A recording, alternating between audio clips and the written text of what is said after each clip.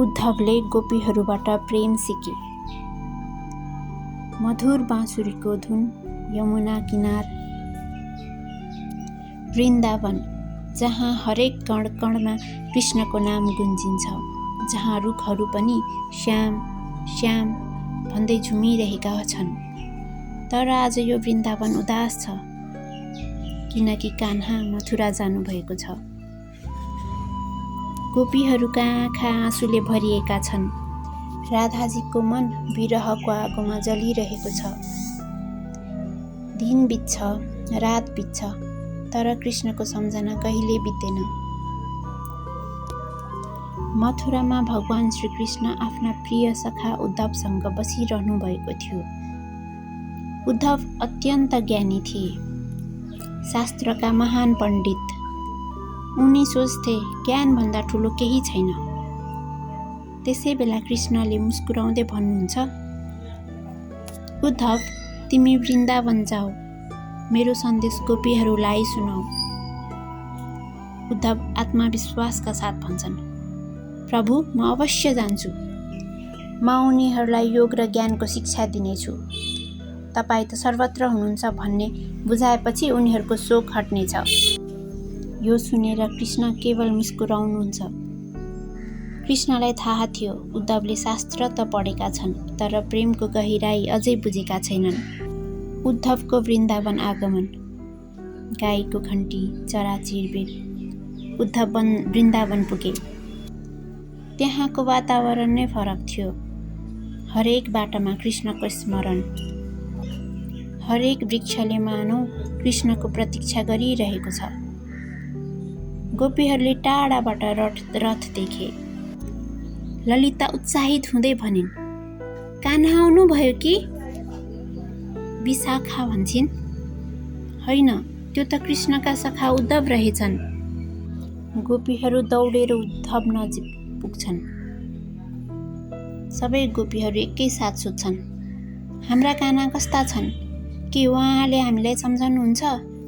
के उहाँ फर्काउनुहुन्छ? उद्धव केही क्षण मौन बस्छन्।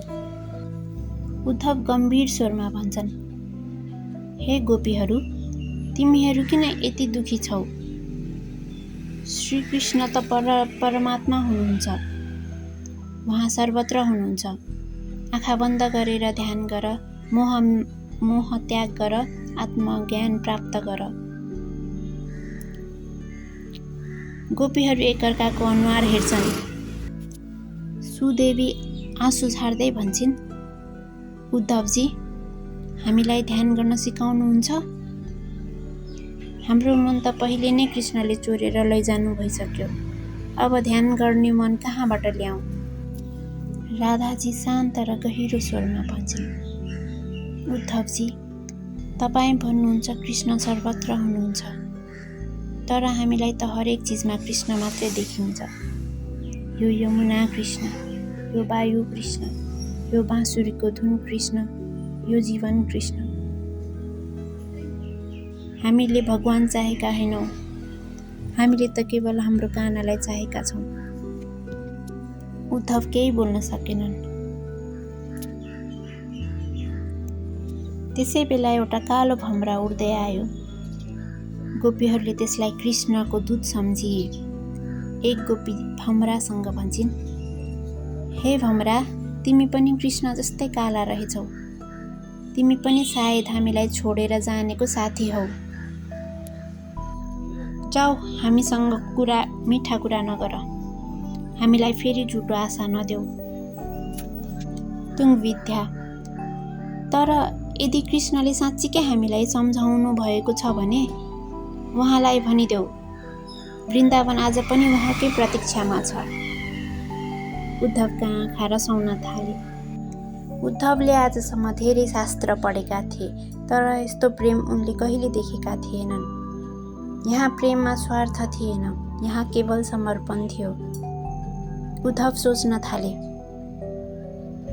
म आफूलाई ज्ञानी ठान्थे, तर यी गोपीहरू त प्रेममा महासागर रहेछन्। जुन प्रेममा आफ्नो अस्तित्व नै हराउँछ, त्यही साँचो भक्ति रहेछ। उद्धव गोपीहरूको चरणतिर झुके।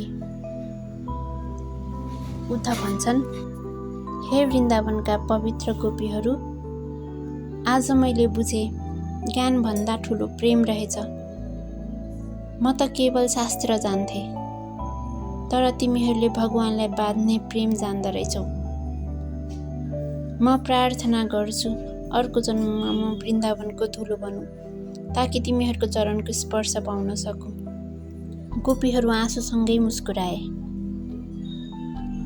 उद्धव वृन्दावन ज्ञान दिन आएका थिए, तर फर्कदा प्रेम सिकेर फर्किए।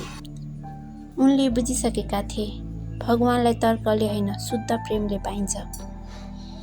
वृन्दावनले संसारलाई सिकायो, जहाँ अहङ्कार समाप्त हुन्छ, त्यहीँबाट साँचो भक्ति सुरु हुन्छ। ज्ञानले भगवानलाई बुझ्न खोज्छ, तर प्रेमले भगवानलाई आफ्नै बनाउँछ। राधे राधे।